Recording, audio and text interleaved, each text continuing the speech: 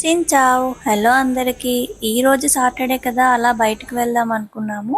మేమైతే మాకు దగ్గరలో ఉన్న హోయాన్కి వెళ్దాం అనుకున్నాము. దీన్ని సిటీ ఆఫ్ లాంతర్న్స్ అని కూడా అంటారు. వియత్నాంలో దానాంగ్ ఎయిర్పోర్ట్ నుంచి 40 కిలోమీటర్స్ దూరంలో అయితే ఉంటుంది. ఇక్కడ స్పెషల్ అట్రాక్షన్ వచ్చేసి జపనీస్ కవర్డ్ బ్రిడ్జ్. ఇది 15th సెంచరీలో కన్స్ట్రక్ట్ చేశారు. తర్వాత ఇక్కడ లోపల చూడటానికైతే చాలా ఉంటుంది.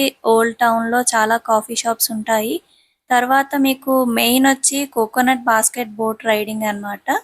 అది కూడా కోకోనట్ ఫీల్డ్స్ లోపల నుంచి తీసుకొని వెళ్తారు. అది చాలా బాగుంటుంది. మంచి ఎక్స్పీరియన్స్ అదైతే.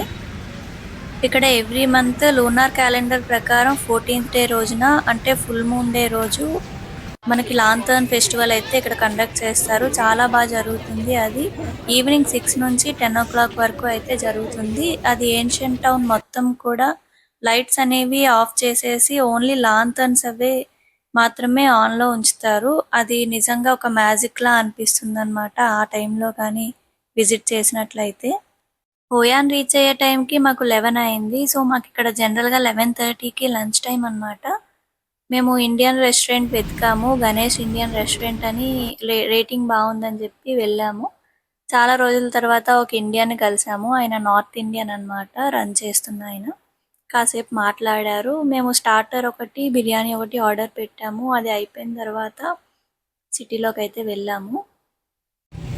ఇప్పుడైతే మేము జస్ట్ సిటీ అలా చూద్దాము, రెస్టారెంట్స్ కానీ ఏదైనా కెఫేస్ కానీ వెళ్దామని అనుకున్నాము. అందుకని బోట్ రైడింగ్ అది దేనికి వెళ్ళలేదు. వియత్నాం అయితే ఈ మధ్య బాగా ఫేమస్ అయింది టూరిజంతో. మన ఇండియన్స్ కూడా చాలా మంది విజిట్ చేస్తున్నారు. మేము ఇక్కడికి వచ్చిన తర్వాత మన తెలుగు వాళ్ళు అయితే ఎవరు కనిపించలేదు. నార్త్ ఇండియన్స్ కనిపించారు. సౌత్ ఇండియన్స్లో కూడా తమిళియన్స్ కనిపించారు. మన తెలుగు వాళ్ళు అయితే అసలు కనిపించనే లేదు. ఈవినింగ్ 5:30 అయింది. ఇక్కడ ఒక బన్మీ స్టాల్ కనిపించింది. సో ఎగ్ బన్మీ తీసుకున్నాం మేము. వియత్నామీస్ ఫుడ్ మనం అస్సలు తినలేము. బన్మీ అనేది బెస్ట్ డీల్ అన్నమాట ఇక్కడైతే మాత్రం.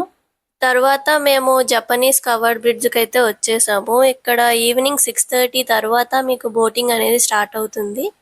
చాలా బాగుంటుంది. ఫుల్ లైటింగ్ ఇంకా వైబ్ చాలా బాగుంటుంది. అది మనం రియల్గానే ఎక్స్పీరియన్స్ చేయాలి.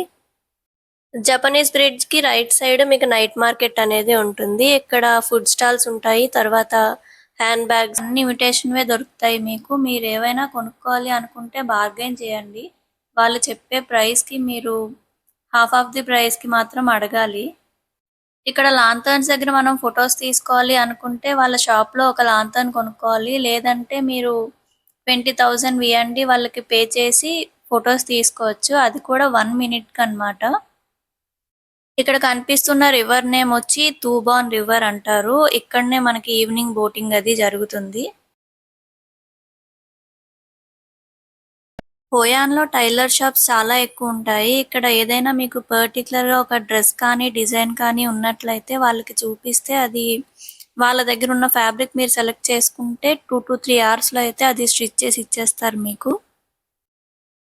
రీసెంట్ టైమ్స్లో మన తెలుగు స్టేట్స్ నుంచి కూడా వియత్నాం చాలా మంది ట్రావెల్ చేస్తున్నారు. కాకపోతే వాళ్ళు జస్ట్ ట్రావెలింగ్ గురించి మాత్రమే చెప్తున్నారు.